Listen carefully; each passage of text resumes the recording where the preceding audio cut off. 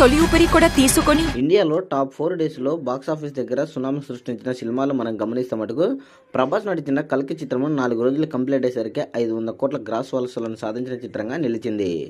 బాహుబలి సినిమాతో దక్షిణాది చిత్రాల పాన్ ఇండియా మార్కెట్లో ప్రవేశించాయి. ఆ సినిమా సక్సెస్తో దేశవ్యాప్తంగా వివిధ భాషల్లో పాన్ ఇండియా చిత్రాల నిర్మాణం పెరిగింది. తాజాగా కల్కి మూవీ 4 రోజుల్లోనే 555 కోట్ల గ్రాస్ వసూళ్లను సాధించింది. ఇక గతంలో వచ్చినటువంటి బాహుబలి 2 చిత్రము కేవలము 4 రోజుల్లోనే ప్రపంచవ్యాప్తంగా 625 కోట్ల గ్రాస్ వసూళ్లను తక్కువ టైంలోనే రాబట్టింది.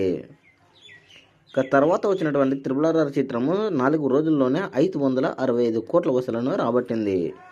హీరోగా ప్రశాంత్ నీల్ దర్శకత్వంలో తెరకెక్కిన KGF 2 మూవీ 4 రోజుల్లోనే ప్రపంచవ్యాప్తంగా 557 కోట్ల గ్రాస్ వసూళ్లను రాబట్టింది.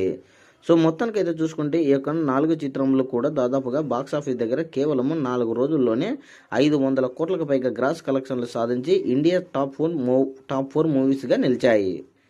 కల్కి చిత్రము 4 రోజుల కలెక్షన్లపై మీ అభిప్రాయాన్ని కామెంట్ కూడా తెలియజేయండి.